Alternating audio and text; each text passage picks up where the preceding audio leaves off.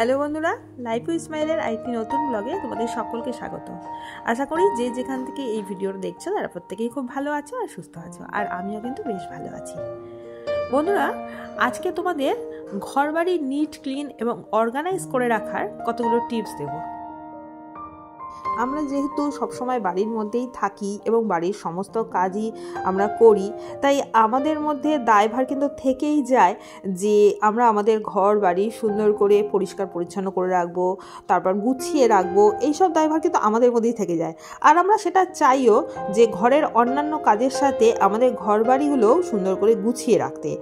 রান্না বান্না খাওয়া দাওয়া ছাড়াও আমাদের কিন্তু দিনের বেশিরভাগ সময়টা এই ঘরবাড়ি পরিষ্কার করার কাজেই লেগে থাকতে হয়, আর সেটা যদি কতগুলো টিপস ফলো করে করা যায় তাহলে কিন্তু আমাদের ঘর বাড়ি পরিষ্কার পরিচ্ছন্ন থাকবে, আর তার সাথে আমাদের মনটাও কিন্তু অনেকটা ভালো থাকবে।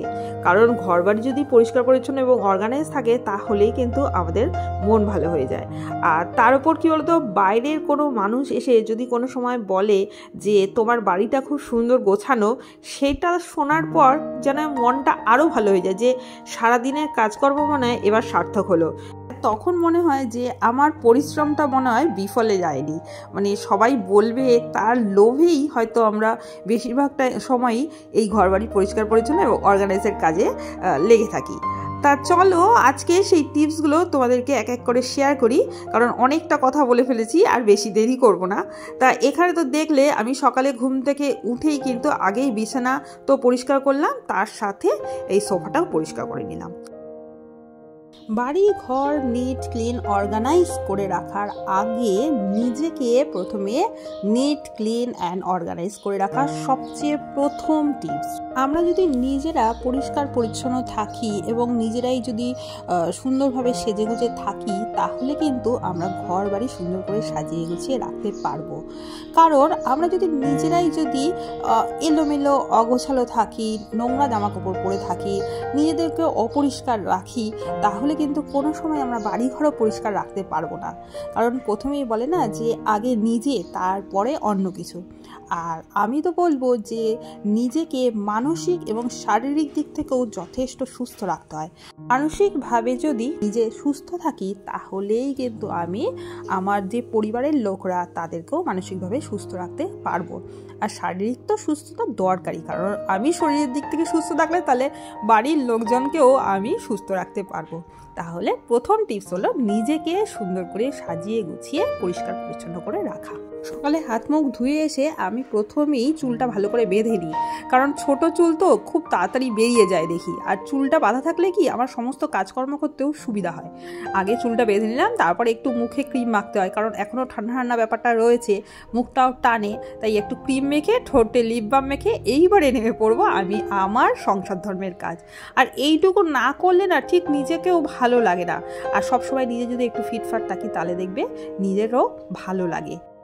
আর সেকেন্ড টিপসটা বলবো যে অগোছালো জিনিসগুলো ঠিক জায়গায় রাখা। মানে এক একটা জিনিস থাকে দেখবে এদিক ওদিক ছড়িয়ে ছিটিয়ে থাকে, সেগুলো দেখতেও ভালো লাগে না।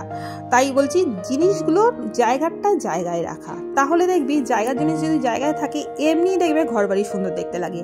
এখানে দেখছো যে আমার একটা ওষুধের বাক্সে, মানে এটা ফ্রিজের ওপরে থাকে, দুই একটা ওষুধ উল্টে পাল্টে পড়ে রয়েছে, আমি ঠিকঠাক করে রেখে দিলাম, তাতে ওই যে ওষুধের বাক্সটা এমনিই দেখতে ভালো লাগছে, তাই না? আর এছাড়াও আরও কয়েকটা জিনিস আছে, বিশেষ করে জলের বোতল দেখবে এদিক ওদিক ছড়ানো ছিটানো থাকে, রিমোটও কিন্তু এদিক ওদিক থাকে, বিছনায় থাকে, বেডসাইড টেবিলে থাকে, বা আমার তো মাঝে মাঝে ডাইনিং টেবিলের ওপরেও থাকে, এই রকম অবস্থা হয়। তারপর এখানে দেখো ড্রেসিং টেবিলে কত জিনিস পড়ে রয়েছে, সেইগুলো আমি জায়গাটা জায়গায় রেখে দিলাম।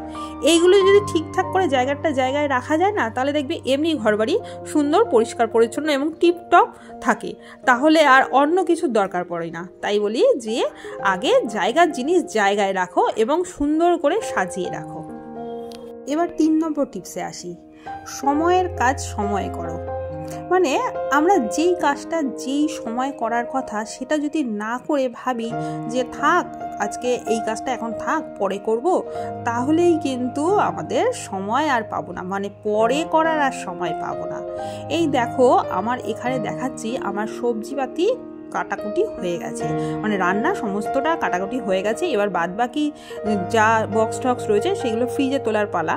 তা এইগুলো যদি আমি না রাখি, এখানে ফেলে রাখি যে পরে করব, ঠিক আছে তা রেখে দিলাম, সেটা কিন্তু আর আমি সময় পাবো না। কারণ পরে যখন করতে যাব সেই সময় একটা কাজ আমি স্থির করে রেখেছি যে ওই সময় ওই কাজটা করব, তখন কি হবে আমার ওই কাজটা ডিলে হয়ে যাবে, না হলে এই কাজটা আর হবেই না।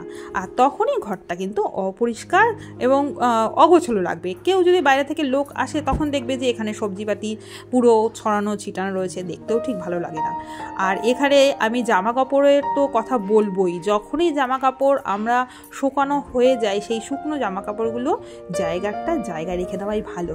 কারণ আমরা যদি ওটা ফেলে রেখি একটা জায়গায়, আমরা বেশিরভাগই হচ্ছে চেয়ারের মধ্যে, না হলে বিছানার মধ্যে ফেলে রাখি, তাহলে কি হবে, অগোছালো লাগে দেখতে, বিছানাটাও অগোছালো লাগে, আর চেয়ারটাও কোনো লোক যদি আসে তাহলে চেয়ারটা আমরা সাথে সাথে দিতে পারবো না, কারণ জামা কাপড়গুলো সরিয়ে তারপর দিতে হবে। আর লোক আসলে বলবেও কি যে ঘরের মধ্যে জামা কাপড় একদম ছড়ানো ছিটানো, নিজেদেরও ভালো লাগে না। তাই যখন মনে হয়, যখন কাজ করার সময় ঠিক তখনই করে নেওয়া উচিত।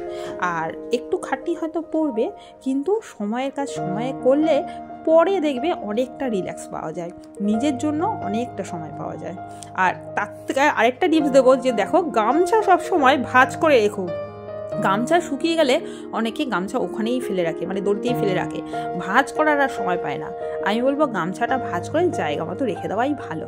আর এখানে দেখো আমি বিছানাটা একটু ঝেড়ে পুছে নিচ্ছি, মানে ওরকম করে দাপড়ে মারছি কেন জানো তো, ওই ইঁদুরের জন্য, ইঁদুরগুলো যদি ভয়ে পালিয়ে যায় এই জন্য আমি একটু মেরে মুড়ে নিচ্ছি। এর পরের টিপসটা তোমাদের বলবো, সেটা হলো যে আমাদের যে চোখের সামনে যেই ফার্নিচারগুলো দেখবো বা চোখের সামনে যা যা পড়বে সমস্তটা পরিষ্কার করে রাখার চেষ্টা করো। মানে ফার্নিচার বলতে কি, খাট, আলমারি, ড্রেসিং টেবিল, তারপর বেড সাইড টেবিল, ওয়ার্ড্রপ, এইগুলো এখন সবার বাড়িতেই আছে, ডাইনিং টেবিল, বিশেষ করে ফ্রিজ, এইসব জিনিসগুলো প্রত্যেক দিন পারলে একটা কাপড়ের টুকরো নিয়ে পরিষ্কার করো। দরজা জানলা খোলা থাকে বলে প্রত্যেক দিনই কিন্তু এইসব জিনিসগুলোর উপর একটা ধুলো পড়ে। আর আমরা যদি প্রত্যেক দিন মুছে নিই তাহলে কিন্তু ধুলোগুলো বেশি জমতে পারে না, আর আমাদের ফার্নিচারগুলোও বেশ ভালো থাকে, আর গ্লেজটাও বেশ সুন্দর থাকে। আর যে কোনো মুহূর্তে আমাদের বাড়িতে লোকজন আসতেই পারে, তাদের সামনে যদি ফার্নিচার সমস্তটা ধুলো বালি থাকে তাহলে নিজেদেরও ঠিক ভালো লাগে না, নিজেদের একটু লজ্জাই পড়তে হয়। তার থেকে আমি তো বলবো প্রত্যেক দিন একটা কাপড়ের টুকরো হাতের সামনে রাখা ভালো, এবং প্রত্যেক দিন তুলে দেওয়াও বেশ বেটার। কারণ একদিন যদি আমরা ভাবি যে সপ্তাহে একদিন বা এক মাসে একদিন এই ফার্নিচারের এই নোংরাগুলো তুলবো, তাহলে কিন্তু প্রচণ্ডই কষ্টের মধ্যে পড়তে হয়।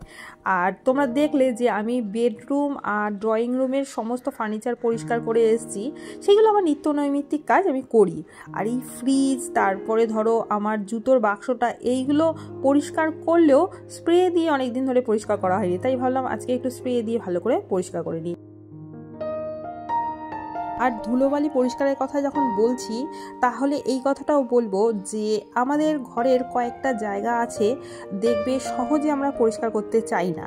যেমন ধরো আলমারির পেছনের দিকটা, তারপর খাটের তলার দিকটা, একদম নিচের দিকটা, বিশেষ করে যাদের ডিভান খাট তাদের খাটের নিচের দিকটা, তারপরে বলবো দরজার পেছনের দিক, জানলার পেছনের দিক, এই সব জায়গাগুলো, ফ্রিজের পেছনের দিকটা, এই সব জায়গাগুলো কিন্তু আমরা সহজে হাত দিই না, মানে নোংরা কিন্তু জমতেই থাকে।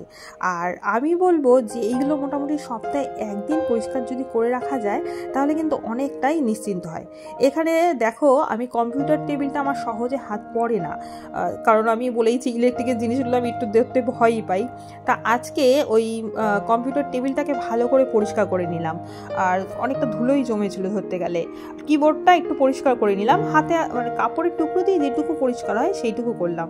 আর তার সাথে এখানে দেখো আমি একদম যে সোফার তলা, তারপর দরজা জানলার পেছনের দিকগুলো, এইগুলো ভালো করে পরিষ্কার করে নিয়েছি। আর এই সোফার তলা, খাটের তলা আমি প্রত্যেক দিনই পরিষ্কার করি, তাহলে আমার সুবিধা হয়, অতটাও নোংরা পড়ে না। কিন্তু সোফার তলাটা না একটু এক সপ্তাহ দেরি হয়ে যায়।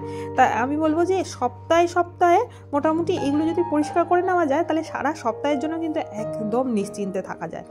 আর এখানে দেখো আমি পুরো ঘর বাড়ি ঝাড় দিয়ে দিয়েছি, তার সাথে একটু বাইরেটা জলও ঢেলে দিচ্ছি।